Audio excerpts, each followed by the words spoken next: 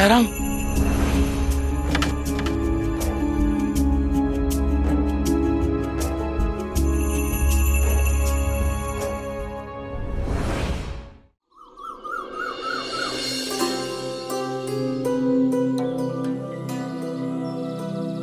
आप ऐसे निराश ना होएं काका, मैं बात करूंगा ना साई से।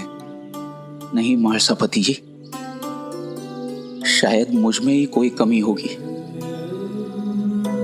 वरना साई मुझे मदद करने से मना क्यों करते।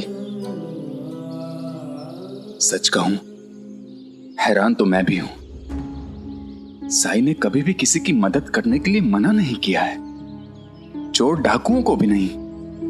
फिर आपको क्यों काका? लेकिन यह भी सत्य है कि साई बिना कारण कभी कुछ नहीं कहते, और उनकी बात मान लेने से कभी किसी को नुकसान नहीं हुआ काका। हमेशा लोगों का भला ही हुआ है।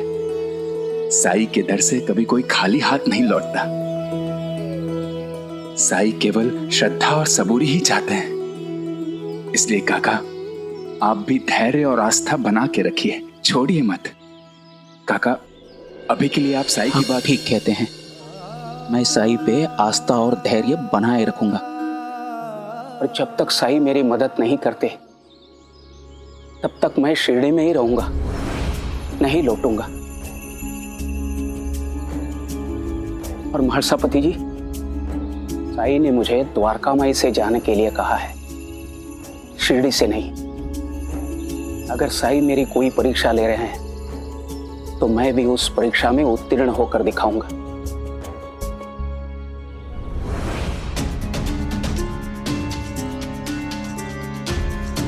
वही नहीं,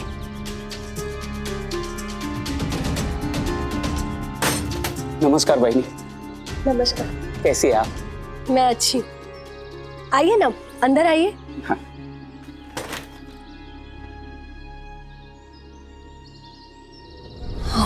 साई की बात मानकर काका को वापस बंबई जाने के लिए कह रहा था, लेकिन वो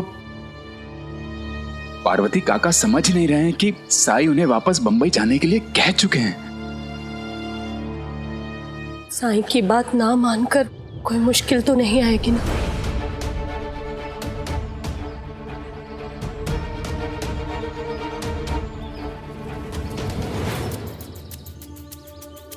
पंता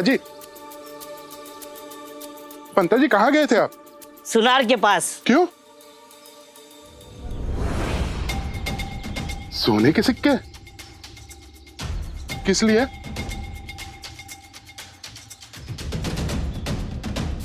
सुनो सुनो सुनो, अरे आओ, सुनो सुनो सुनो। इस बार कुलकर्णी वाड़े में जो जन्माष्टमी होगी, उस हंडी में सोने के सिक्के होंगे, बिल्कुल इसके जैसे।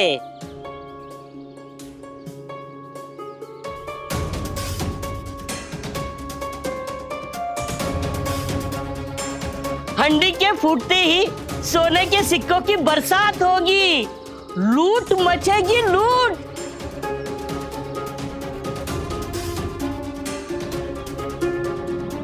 पंता जी, ऐसा है तो क्यों ना हंडी हम ही फोड़ दें और सोना हम ही क्यों ना लूट ले? ये सोना नहीं है, तांबे के सिक्के हैं। सुनार से बस पानी चढ़वाया है। वाह पंता जी वाह, बुद्धि हो तो आपके जैसी। गांव वालों को कुलकर्णी सरकार के घर बुलाने का क्या तरीका सोचा है। कुलकर्णी सरकार और सोने के सिक्के देंगे, ऐसा हुआ है क्या कभी? देखना, दही हंडी के दिन जरूर कोई चालाकी करेंगे। तेरी हिम्मत कैसे हुई सरकार के बारे में ऐसा बोलने की? अरे चलो चलो, हमारी जन्माष्टमी तो द्वारका माई में ही मनेगी। चलो चंदू। जो कुलकर्णी वाड़ा आकर जन्माष्टमी मनाएगा, सरकार उसका ऋण माफ कर देंगे। अरे सुनो सुनो, अरे सुनो। पंता जी, ये सब तो चले गए। पंता जी, इस बार कुलकर्णी सरकार की दही हांडी नहीं फूटी तो सरकार हमें फोड़ देंगे। अंता जी, जान बचाने के लिए कुछ ना कुछ तो करना पड़ेगा। हाँ अंता जी।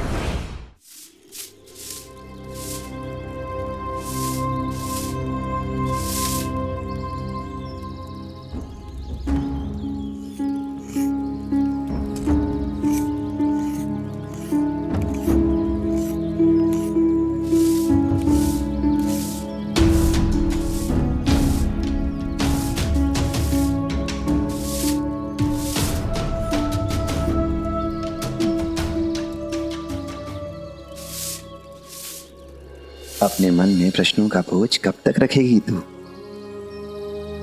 और तू कब से सोचने लगी मुझसे कुछ भी पूछने में?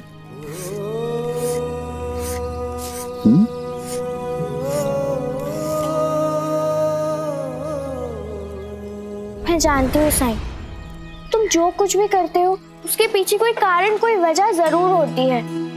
लेकिन साईं, मुझे बेचारे काका महाजनी के लिए बहुत बुरा लग रहा है। वो मालसा काका के साथ घर जा रहे थे, तब मैंने उन्हें देखा था। उनका चेहरा उतरा हुआ था साईं। मुझे पता है, तुमने मालसा काका से कहा था कि वो काका महाजनी को यहाँ आने से रोके। मैं उस दिन तुमसे पूछने वाली थी, सबके सामने नहीं पूछ पाई। मैंने कभी नहीं देखा कि तुम किसी के साथ किसी कठोरता से पेश आओ या किसी के साथ रूखा व्यवहार करो। तो फिर काका महाजनी के साथ क्यों साईं? वो अपने बेटे के लिए बड़ी उम्मीद लेकर आए हैं साईं। शमुना ताई बता रही थी कि तुम्हारे बारे में सुन के ही काका महाजनी तुम्हें बहुत मानने लगे हैं। ये आस्था तुमसे जुड़ गई है साईं, तभी तो वो बंबई से इतनी दूर यहाँ आए हैं, वो भी दफ्तर से छुट्टी लेके। एक कहानी सुनेगी? कहानी? हाँ, पर मेरे ये कहानी भी नारद जी और भगवान विष्णु अर्थात नारायण की है। जैसा कि सभी जानते हैं कि नारद जी नारायण नारायण का जाप करते हुए तीनों लोकों में घूमते रहते हैं। ऐसे ही एक दिन घूमते घूमते वो वैकुंठ अर्थात विष्णुलोक पहुंचे और विष्णुलोक पहुंचकर नारद जी ने नारायण से प्रश्न किया कि प्रभु, तीनों लोकों में आपका सबसे बड़ा भक्त कौन है? नारद जी अपना नाम सुनना चाहते थे, पर भगवान विष्णु ने पृथ्वी की ओर इशारा करते हुए कहा कि मेरा सबसे बड़ा भक्त वो किसान है, वो जो खेत में काम कर रहा है। इस पर नारद जी को बहुत आश्चर्य हुआ और ये जानने के लिए कि वो किसान ऐसा क्या करता है जिसके कारण स्वयं नारायण उसे अपना सबसे बड़ा भक्त बता रहे हैं, वो जल्दी से पृथ्वीलोक पर उस किसान के पास पहुंच गए और उसकी दिनचर्या जानने का प्रयास करने लगे।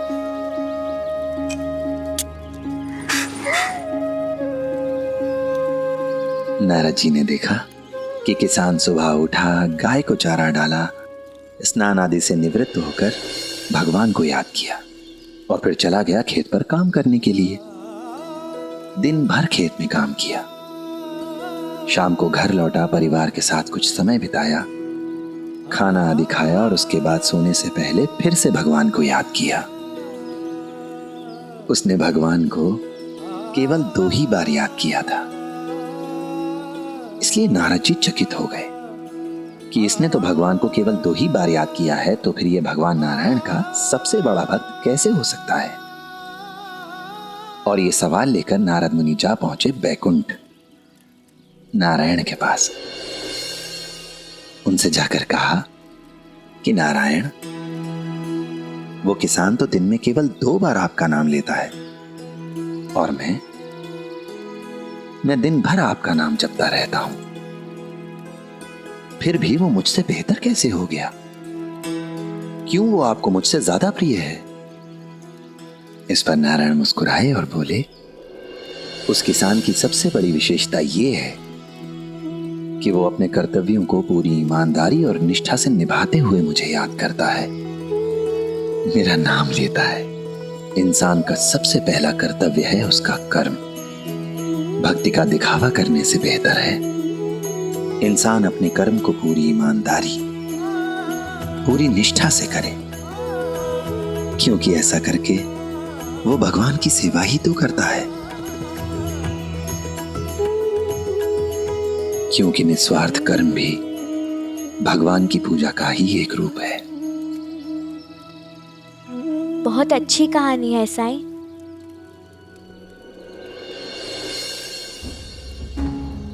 लेकिन साईं, तुमने मेरे सवालों का जवाब ही नहीं दिया। तुम काका महाजनी को वापस क्यों भेजना चाहते थे? क्या तुम उनके बेटे को ठीक नहीं करोगे?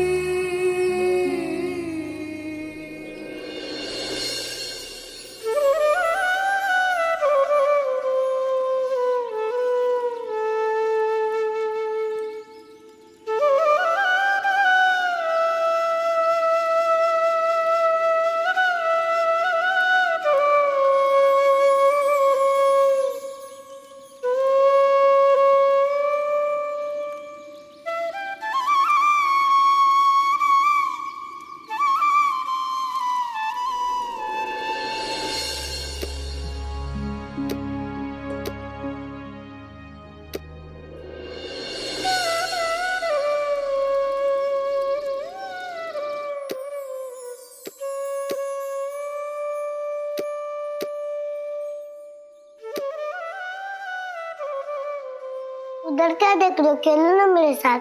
बांसुरी बांसुरी।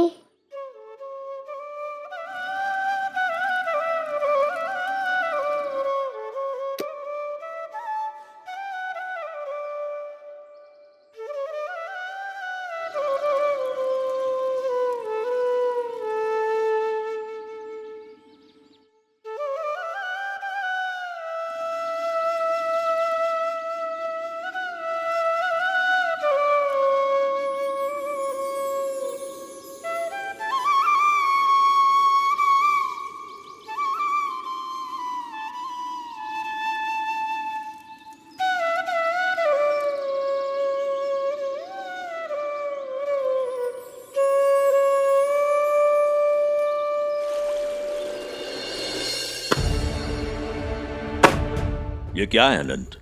2 दिन पहले दिया था ना ये तुम्हें, पूरा तो नहीं किया, और जितना किया उसमें इतनी सारी भूल चूक। एक बही खाता नहीं संभाल सकते तुम?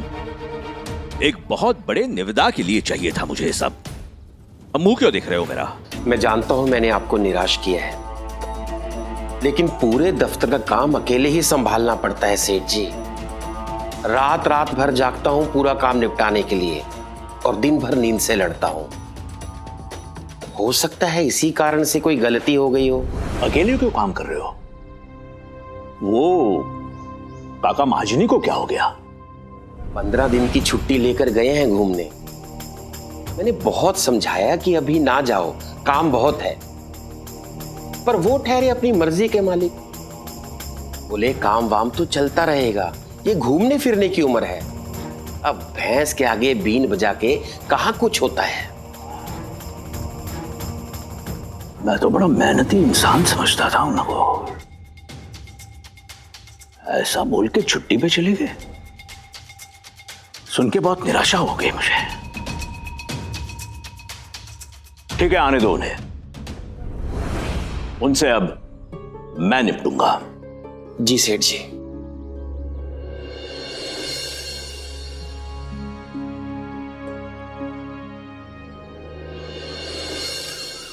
महारसापति जी, मैं सोच रहा हूं कि मैं मारुति मंदिर में भोग लगाऊं और उसके बाद साई के पास प्रसाद लेके जाऊं, तो शायद साई मना नहीं कर पाएंगे। दयाराम! दयाराम! क्या हुआ? वो घर पर नहीं है। घर पर नहीं है? फिर कहाँ गया? मैं रसोई में थी और मुझे लगा कि वो मार्तन के साथ खेल रहा है, लेकिन जब बाहर आकर देखा तो मार्तन अकेला था। उससे मैंने पूछा भी तो उसने कहा कि वो भी दयाराम को ढूंढ रहा है। पता नहीं कहाँ चला गया। पार्वती यहीं आसपास गया होगा, मिल जाएगा। काका आप बिल्कुल मत घबराइए, शिरडी में उसे कोई खतरा नहीं है। नहीं महासापति जी, आज तक मैंने उसको कभी अकेला नहीं छोड़ा। दयाराम, दयाराम काका, पार्वती दयाराम, काका, दयाराम, काका मेरी बात तो सुनिए।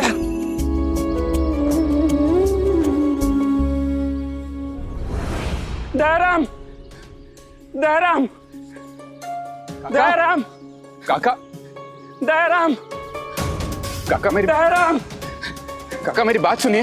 दयाराम, काका आप चिंता मत कीजिए, उसे कुछ नहीं होगा काका। काका, काका, काका संभल के, मेरी बात का विश्वास कीजिए, उसे शिरडी में कुछ नहीं होगा।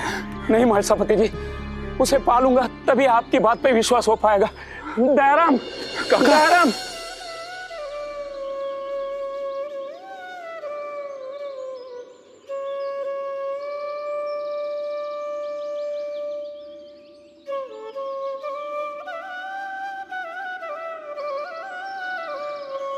बांसुरी का आवाज, ये तो साई हो सकते हैं। चलिए काका, ये बांसुरी का स्वर हमें द्वारका माई बुला रहा है। चलिए।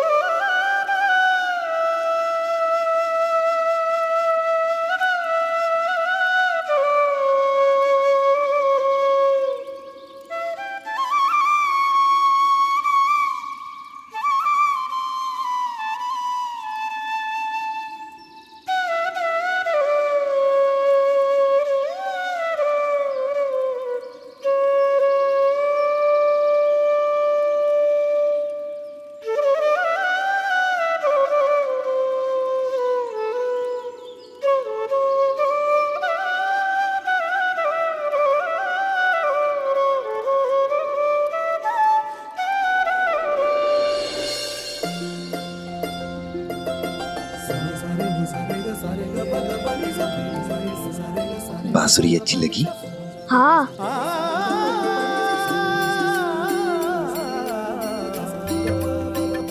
ले लो।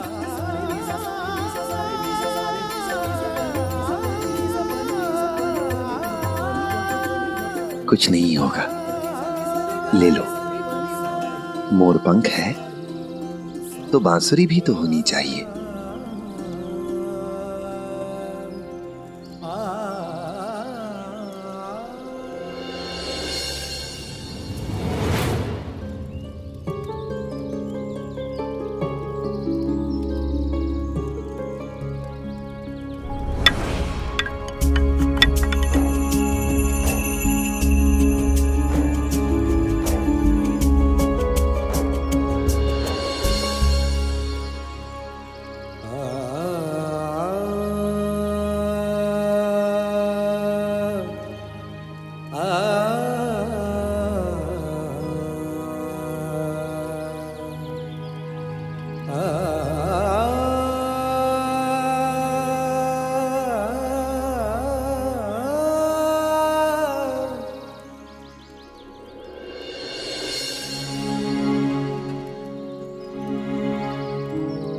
इसे ऐसे पकड़ते हैं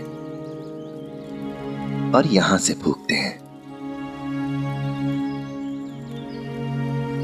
ये लो।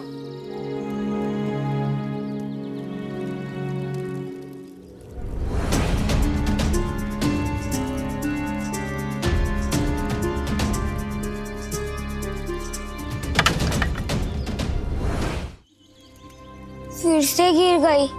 तो उठा लो। उठाओ।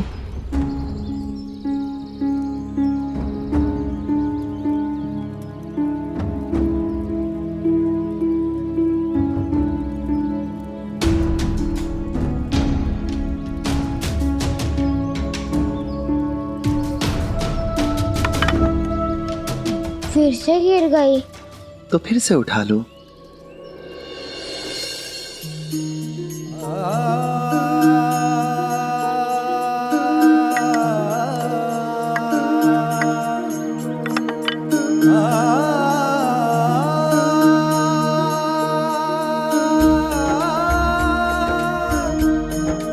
अगर तुम इसे बजाओगे तो मैं तुम्हें एक अच्छी धुन सिखाऊंगा। बजाओगे ना?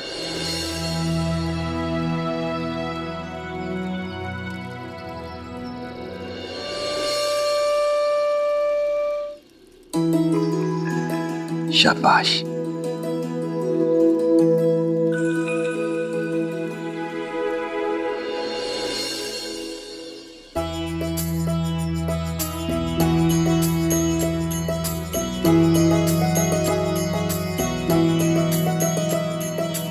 दयाराम,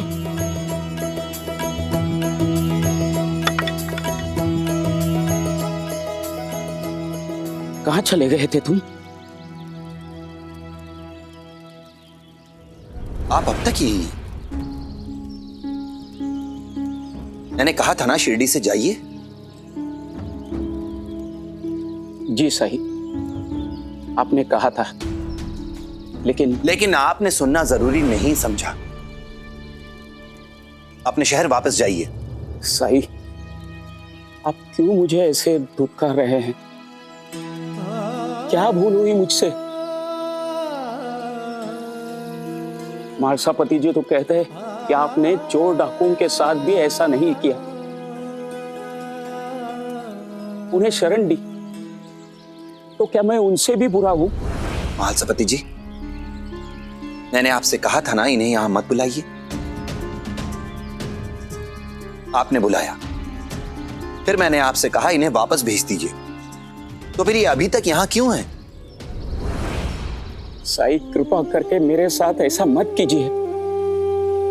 बड़ी आस लेकर आया हूं यहां इतनी दूर से। मालसापति जी, इनके वापस जाने का इंतजाम कीजिए।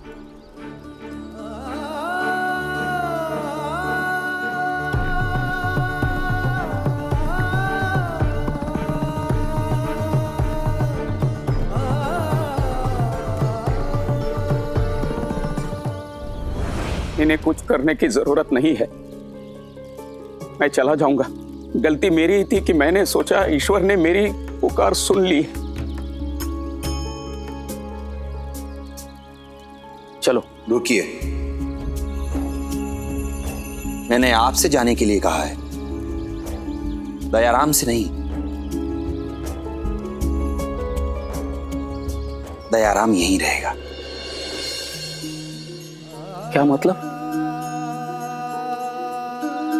मतलब तो यही हो सकता है कि साई दयाराम की मदद करना चाहते हैं।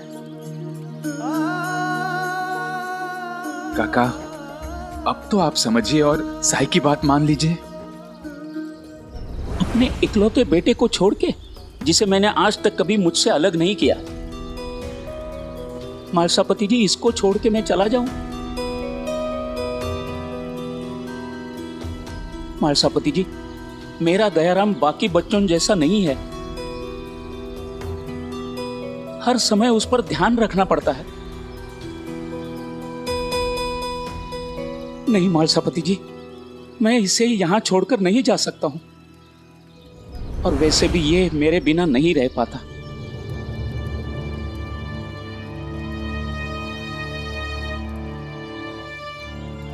चलो।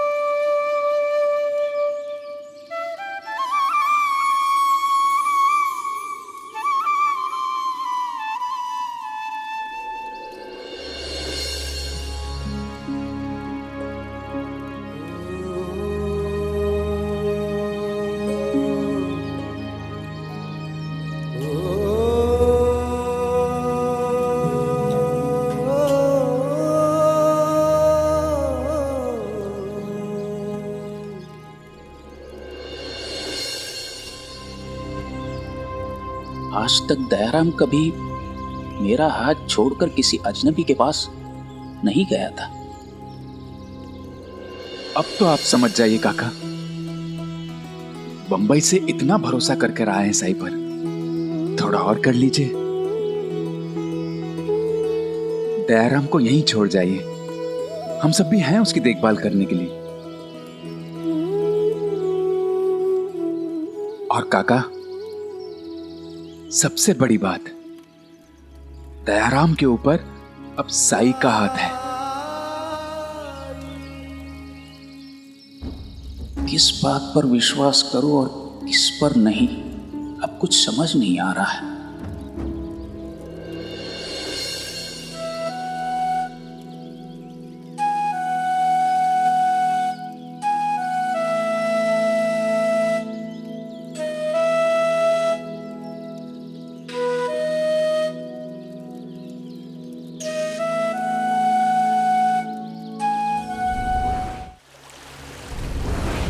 दयाराम को अकेला छोड़ा है? हे भगवान, इसके पहले हमने कभी अपने पड़ोसियों के यहाँ भी दयाराम को अकेला नहीं छोड़ा, और आज आप उसे इतने मील दूर शिरडी में छोड़ा है। एक बार भी सोचा नहीं आपने? मेरा तुम्हें जितनी दयाराम की फिक्र है उतनी मुझे भी है, पर साई। कुछ नहीं सुनना है मुझे कि किस किस ने क्या क्या कहा। आज तक आप दयाराम को लेकर अपनी मनमानी करते आए हैं। न जाने दयाराम को कितने ही साधु, फकीर, हकीम, वैद्य के पास ले गए, लेकिन कोई फायदा नहीं हुआ। हमारी सारी बचत उसमें खर्च हो गई, लेकिन मैंने आपको कभी रोका टोका नहीं, क्योंकि ये सब आप दयाराम की भलाई के लिए कर रहे थे। लेकिन उसे हमसे इतनी दूर अकेला छोड़ देने में क्या भलाई हो सकती है उसकी? मीरा, हमें उसे फौरन वापस लाने जाना है, बस अभी जाना है। आप मेरे साथ चलते हैं तो ठीक है, वरना मैं अकेली चली जाऊंगी। मैं किसी भी सूरत में अपने बेटे को अकेला नहीं छोड़ूंगी। मीरा, तुम। नमस्कार काका। अरे बाला, तुम? शुक्र है भगवान का कि आप आ गए। चलिए दफ्तर, जल्दी चलिए। क्या हुआ बाला, क्या बात है? सेठ जी पिछले कुछ दिनों से आपको रोज याद कर रहे हैं। अरे ये सबसे पहले यही तो बताना था मुझे, लेकिन दयाराम को साथ में न देखकर बात मेरे दिमाग से ही निकल गई। ये रोज आ रहे हैं पूछने कि आप आए या नहीं।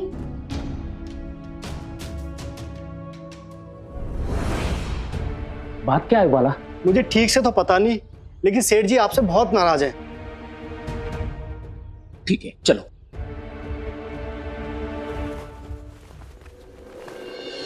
मैंने पहले ही कहा था, मत जाइए शिरडी, मत जाइए। एक परेशानी कम थी जो दूसरी आ गई। इधर सेठ जी नाराज हो गए, उधर बेचारा दयाराम अकेला है। पता नहीं क्या होगा अब।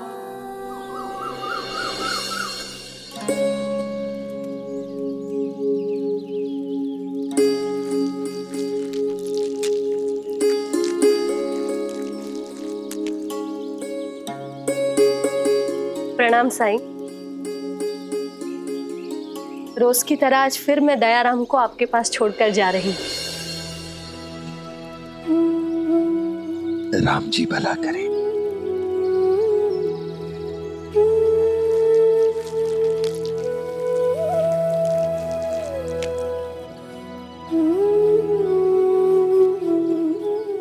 बताओ, आज क्या करना चाहते हो दयाराम?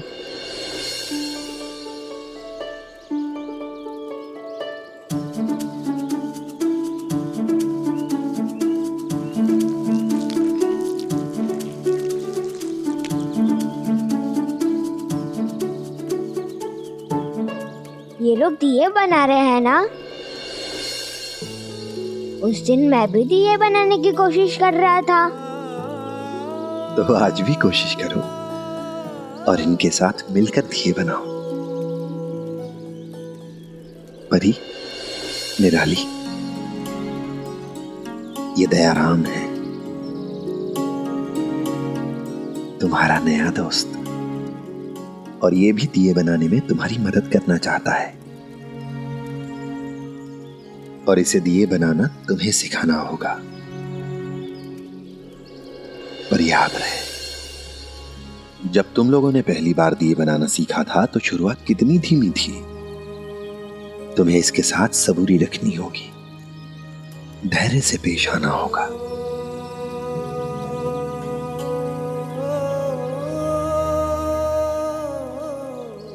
जी साईं, दया को हम सबूरी के साथ सिखाएंगे।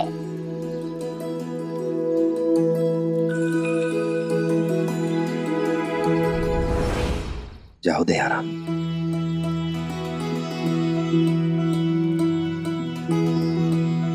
दयाराम, क्या तुम बाहर से थोड़ी गीली मिट्टी लेकर आओगे? अभी लाया।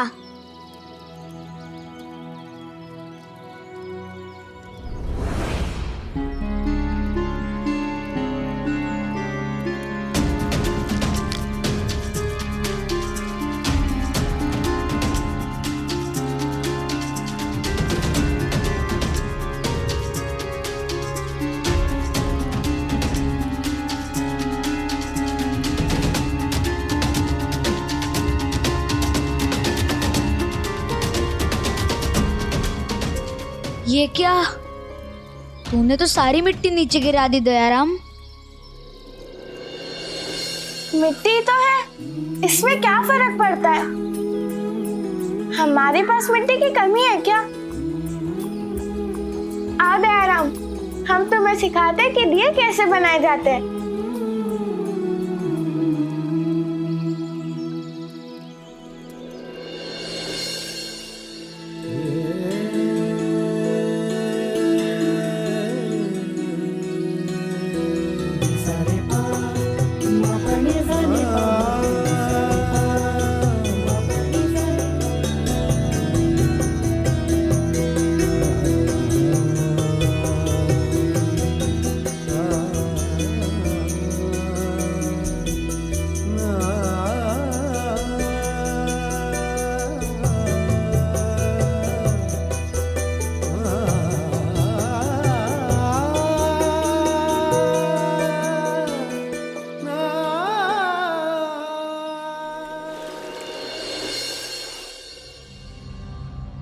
आनंद बाबू, नमस्कार।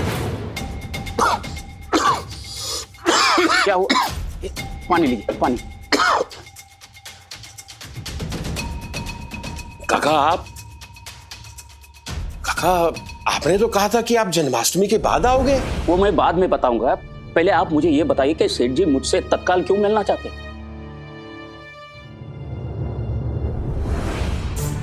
अगर काका को सेठ जी से मिलने दिया तो मेरा भेद खुल जाएगा।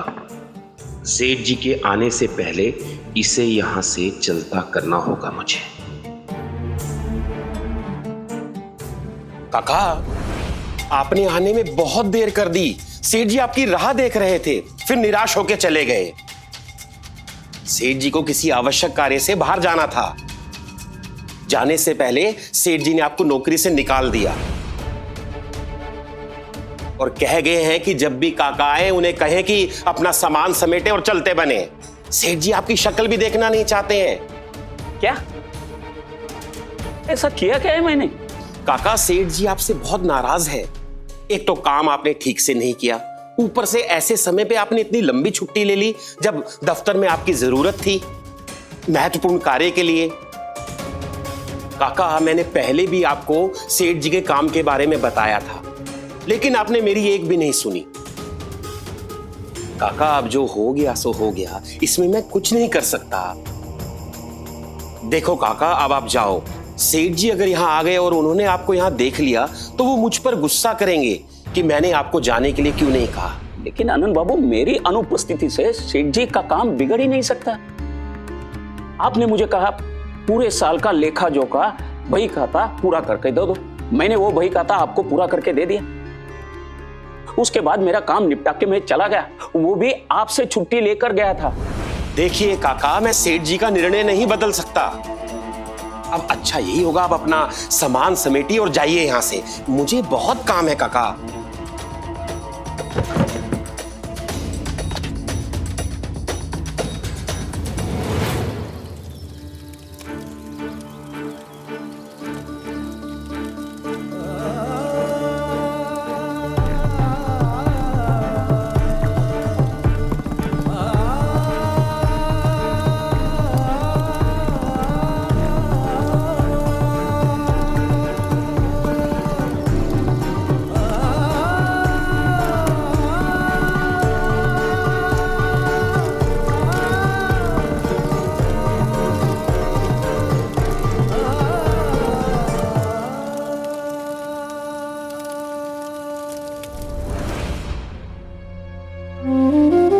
पता नहीं अनजाने में क्या पाप हुआ है मुझसे, जो इन दिनों मेरा इतना बुरा वक्त चल रहा है। बहुत आस लेकर गया था साई के पास, और उन्होंने अपमानित करके बंबई भेज दिया मुझे, और यहाँ आया तो नौकरी गई। उधर मैंने दया को अकेला छोड़ दिया है, पता नहीं वो किस हाल में होगा। मैं ना घर का रहा ना घाट का, अब क्या करूंगा मैं?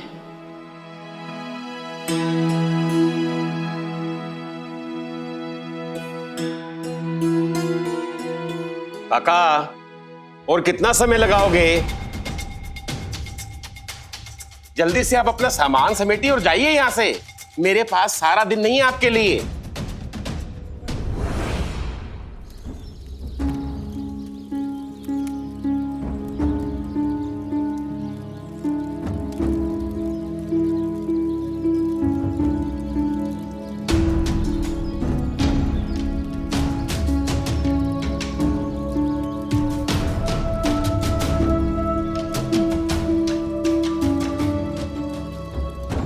क्या हुआ साई?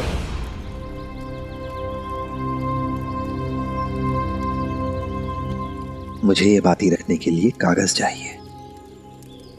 कागज? हाँ, याद आया।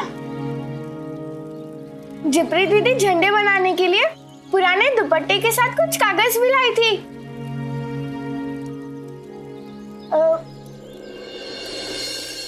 उस पोटली में। मन में साई के क्या है कौन जान पाए। ओम साई ओम साई ओम साई ओम। आ जा रहे हो?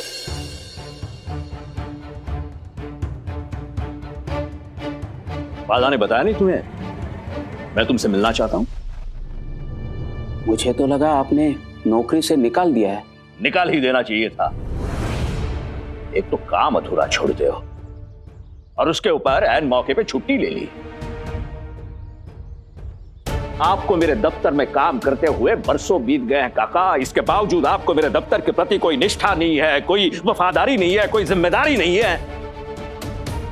काम को आधा छोड़ के जा कैसे सकते हैं आप? नहीं सेठ जी, मैंने कभी मेरा काम अधूरा नहीं छोड़ा। पूरे साल का हिसाब किताब किया है मैंने, और जाने से पहले सब आनंद बाबू को सौंप के गया मैं। हे भगवान, बुरे फंसे। काका ने तो सेठ जी को सब कुछ बता दिया, अब क्या करूं?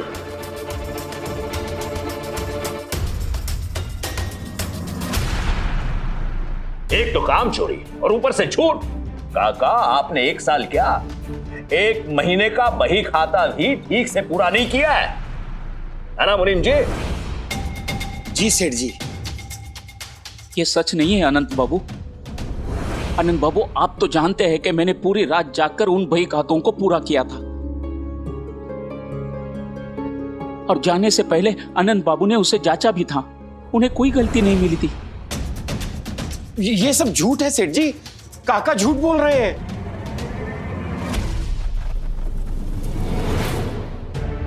ठीक है, दूध का दूध और पानी का पानी अभी हो जाएगा। मुनीम जी। जी। उस दिन जो बही खाता मुझे दिखाया था, चलाइए तो। जी। ये लीजिए सेठ जी। देखिए काका,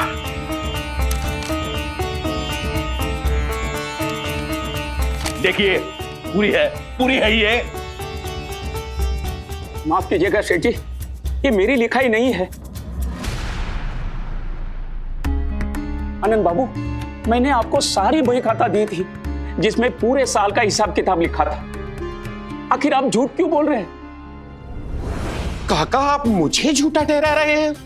काका, आपने मुझे यही बही खाता दिया था, और आप काका ये कैसे भूल गए कि मैंने आपकी कितनी गलतियां छुपाई हैं आपके बेटे पे तरस खाके? और आज आपकी नौकरी पे बनाई तो आप मुझ जैसे शरीफ आदमी पे इल्जाम लगा रहे हैं? शर्म आनी चाहिए आपको काका महाजनी। अपनी गलती का दोष दूसरों पर डाल रहे हो।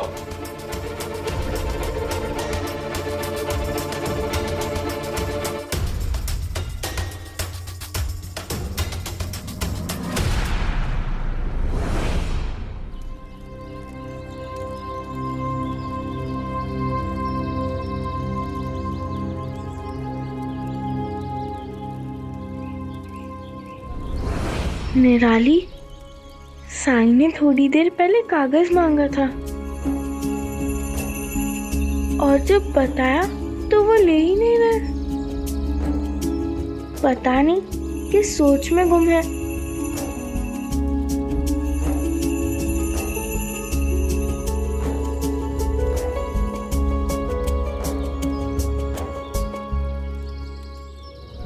सेठ जी, मैं उन बही खातों को ढूंढता हूँ जो मैंने आनंद बाबू को दी थी।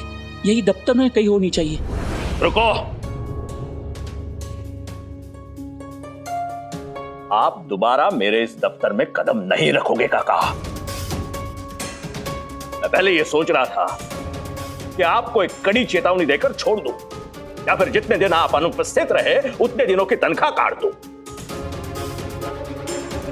लेकिन नहीं, मैंने ये प्रत्यक्ष देखा है कि आप अपने दोष दूसरों पर मढ़ते हो और एक के बाद एक झूठ बोलते हो। इससे यही सिद्ध होता है कि आप सिर्फ कामचोर ही नहीं बल्कि एक बुरी प्रवृत्ति के इंसान हैं आप। आज के बाद मैं आपको मेरे दफ्तर में कभी देखना नहीं चाहता हूं और ना ही चाहता हूं कि आप मेरे इन बही खातों के गिर्द गिर्द भी जाओ, समझे? आप जैसे आदमी का क्या भरोसा। दबाओ, जाओ यहां से।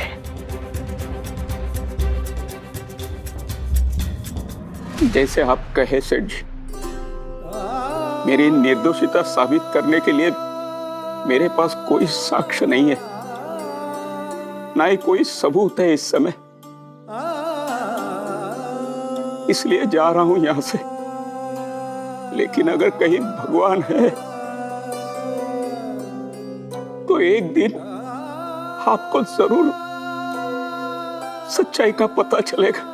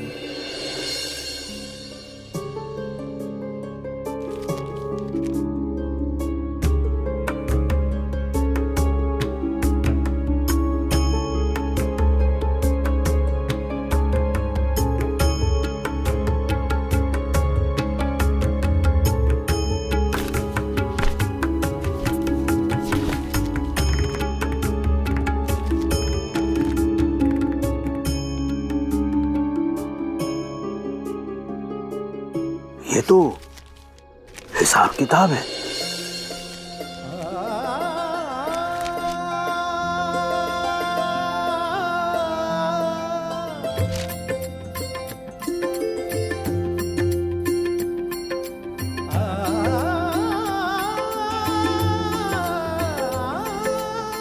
यही तो देकर गया था मैं आनंद बाबू को। ये मेरी लिखाई है सेठ जी।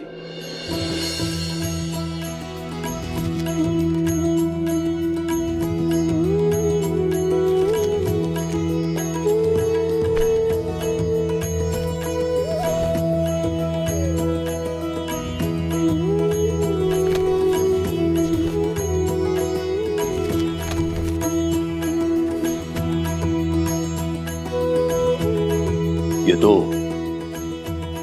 पूरे साल का हिसाब किताब है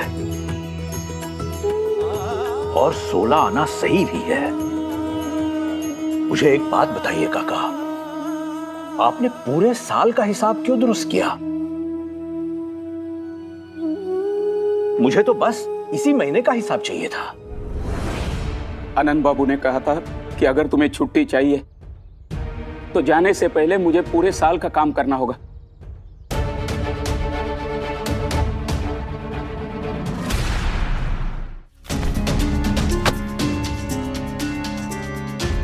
सेठ जी मुझसे बहुत बड़ी गलती हो गई, आप मुझे माफ कर दीजिए। गलती? इसे तुम गलती कहते हो आनंद? आज तुम्हारे कारण एक सच्चे, नेक, ईमानदार और मेहनती इंसान की नौकरी जा रही थी। हमारे पास आने वाला एक नया काम हमारे हाथों से निकल रहा था। बस हो गया आनंद, मैं अभी इसी वक्त तुम्हें इस नौकरी से बर्खास्त कर रहा हूं। नहीं सेठ जी, क्षमा कर दीजिए। काका, काका आप मुझे माफ कर दीजिए काका।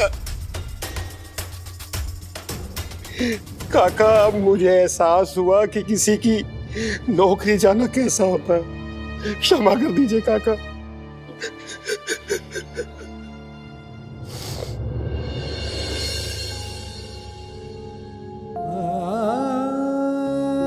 सेठ जी, आनंद बाबू को माफ कर दीजिए। उनके घर में भी बाल बच्चे हैं और मैं नहीं चाहूंगा कि मेरे किसी दुश्मन को भी उस निराशा, उस मायूसी को महसूस करना पड़े जो थोड़ी देर पहले मैं कर रहा था। नौकरी जाने के बाद मुझे यह सूझ ही नहीं रहा था कि मैं मेरे परिवार का भरण पोषण कैसे करूंगा। सीखिए, सीखिए इनसे कुछ। मैं तुम्हें नौकरी से नहीं निकालूंगा, लेकिन तुम्हारी गलती का एहसास तुम्हें कराना बहुत जरूरी है। आज से तुम्हें काका महाजनी के हाथ के नीचे काम करना होगा।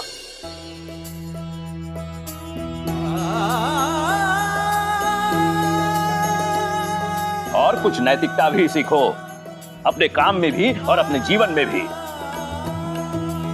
आज से हमारे इस दफ्तर के नए मुनीम जी होंगे काका महाजनी।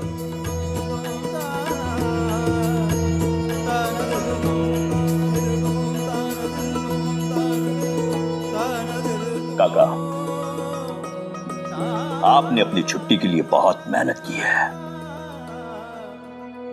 और मुझे विश्वास है कि आपकी ये मेहनत जाया नहीं जाएगी। अब मुझे निश्चित रूप से वो निविदा भी मिलेगी।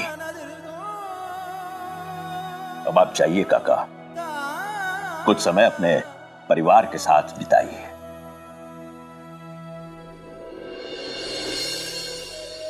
जाते जाते ये पैसे भी ले लीजिए। सेठ जी, नहीं, कोई एहसान नहीं है ये पारिश्रमिक है जो ज्यादा वक्त आपने काम किया उसका।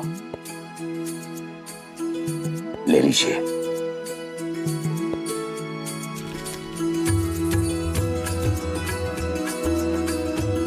शुक्रिया सेठ जी।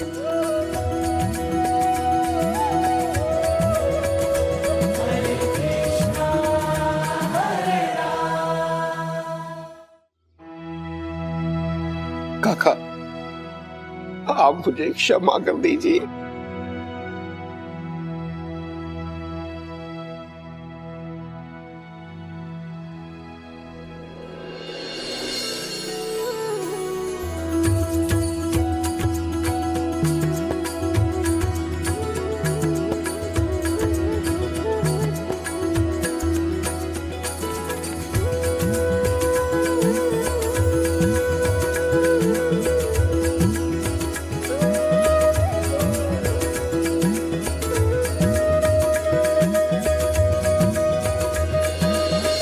नहीं चाहता था कि आप यहां आए शिरडी में, और मैं ये भी नहीं चाहता कि आप द्वारका माई में कदम रखें। अब जाइए यहां से। साईं बिना कारण कभी कुछ नहीं कहते, और उनकी बात मान लेने से कभी किसी को नुकसान नहीं हुआ काका। आप अब तक यही हैं? मैंने कहा था ना शिरडी से जाइए। अब समझा, मुझे डांट टपट के शिरडी से बंबई भेजने के पीछे यह राज था साईं का।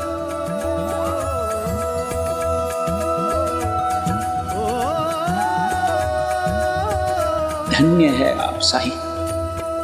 अब तो मेरी आस्था और बढ़ गई, मेरा विश्वास और बढ़ गया कि आप ही मेरे दयाराम को ठीक करेंगे। जब कठिनाई छाई तू ही याद आया, भटके राही को तूने रास्ता दिखाया, तूने भक्तों का बेड़ा पार लगाया। तेरी महिमा मेरे साईं कौन जान पाया। ओम साईं ओम साईं ओम साईं ओम साईं ओम साईं ओम साईं ओम।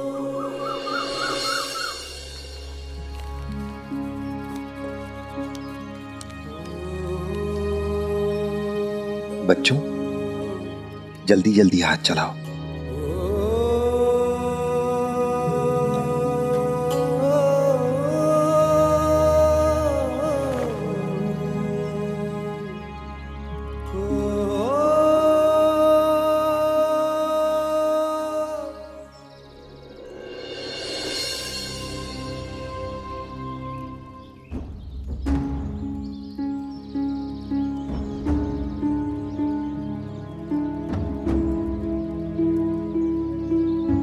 कोशिश करते रहो।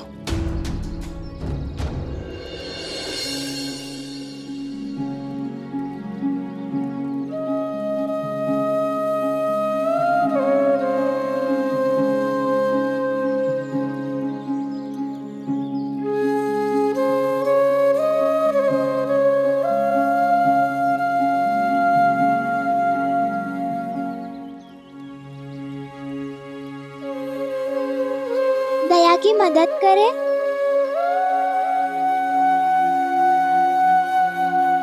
नहीं, साईं ने कहा उसे खुद कोशिश करनी है।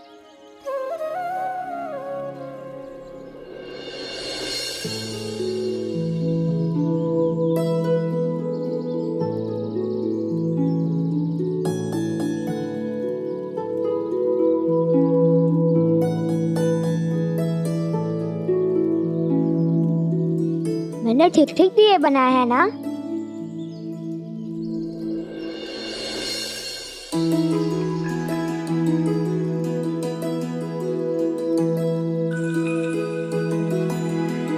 हाँ, ये ठीक है, हम इसका इस्तेमाल कर सकते हैं।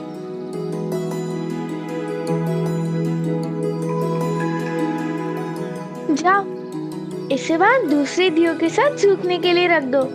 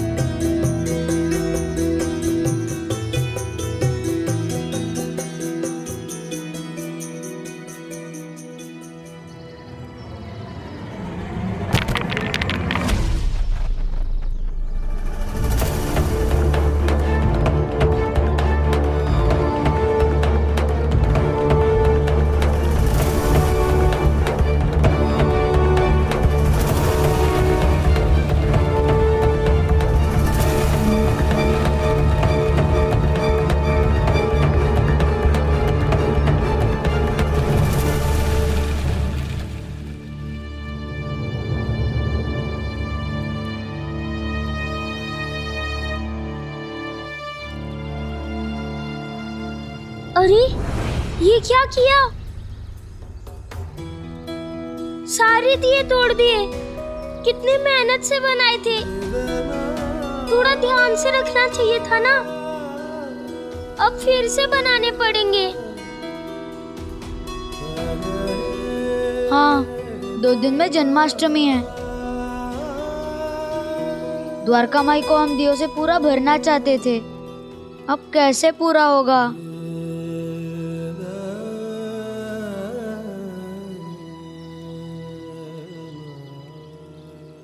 बच्चों, हाथ धोकर मेरे पास आओ।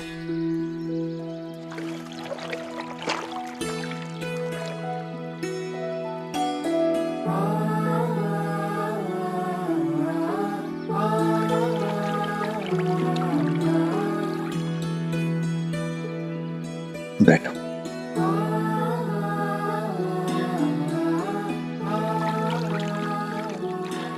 दया,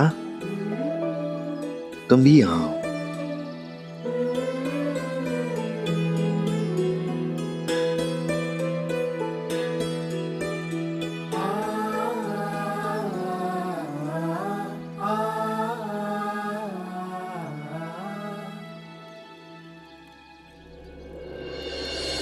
खुद को दोष मत दो दया।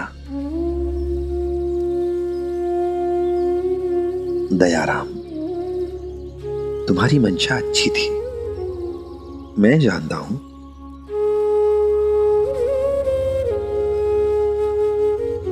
बच्चों, दयाराम केवल तुम्हारी मदद करना चाहता था। और मैंने क्या सिखाया था तुम लोगों को? कि हमें हमेशा दूसरों के इरादे देखने चाहिए, उसकी भावना देखनी चाहिए।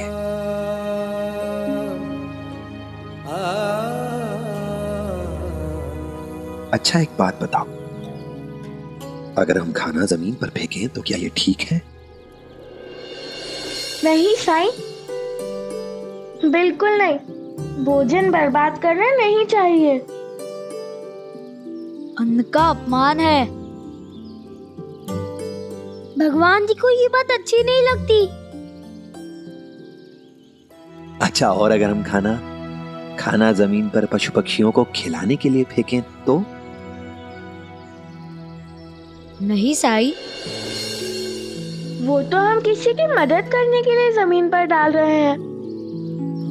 ये इनका अपमान थोड़ी हुआ, ये तो हम अच्छे काम के लिए खाना जमीन पर डाल रहे हैं। हाँ, चींटियां और पशु पक्षियों की मदद करने के लिए, इसलिए ये गलत नहीं है।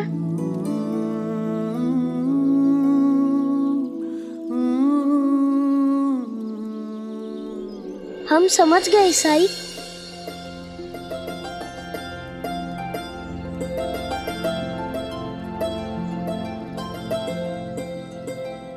दयाराम, घबराओ नहीं, कोशिश करते रहो और तब तक करते रहो जब तक कि तुम कामयाब नहीं हो जाते। कौन जाने द्वारका माई जन्माष्टमी पर इस बार तुम्हारे ही बनाए दियों से रोशन हो।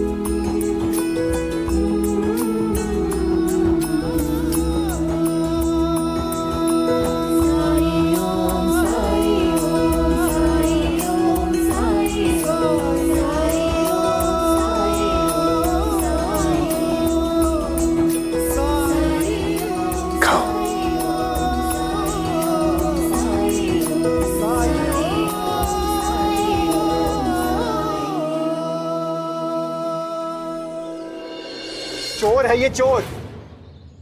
क्या काका, आपने चोरी की है? नहीं बेटा, मैंने कोई चोरी नहीं की। चोर कभी कहता है कि उसने चोरी की है?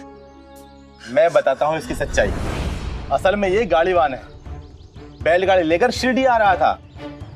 तो मेरे समधी जी ने इस पे भरोसा करके इसके हाथों एक पोटली में पैसे भिजवाए थे, और जब मुझे इसने पोटली दी तो देखो क्या है इसके अंदर।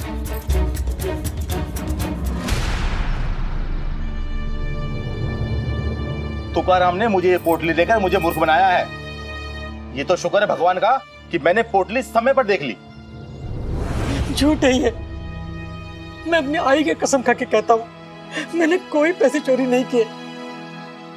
अरे मैंने तो पोटली खोलकर भी नहीं देखी। मूर्ख समझा है हमें।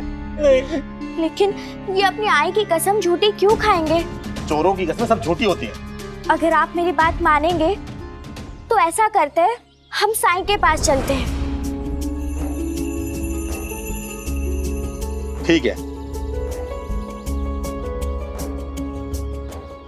देखा साईं का करिश्मा। तुम चाहती थी ना कि मुझे तरक्की मिले, तो लो मेरी पदोन्नति हो गई।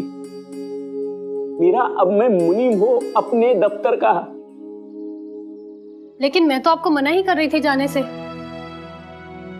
अगर आप नहीं भी चाहते तो भी ये तो होना ही था। मीरा, तुम समझ नहीं रही हो। मेरे यहाँ न होने के कारण ही आनंद बाबू ने उनकी गलतियों का सारा दोष मुझ पर डाल दिया और सेठ जी की नजर में मुझे गलत साबित कर दिया। अगर मैं यहाँ होता तो आनंद बाबू ये सब कुछ नहीं कर पाते और ना ही सेठ जी उनका झूठ पकड़कर मेरी मेहनत का, मेरी निष्ठा का प्रमाण देख पाते। सच कहूं मीरा, उन बही खातों का समय पर मिलना ही साईं का चमत्कार है। मीरा, तुम अभी भी साईं पर विश्वास क्यों नहीं कर पा रही हो?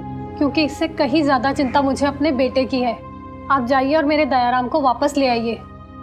पता नहीं वो वहां किस हाल में होगा। नहीं मीरा, अब मुझे दयाराम की बिल्कुल चिंता नहीं है। वो साईं के शरण में है, वहां उसका बाल भी बाका नहीं हो सकता।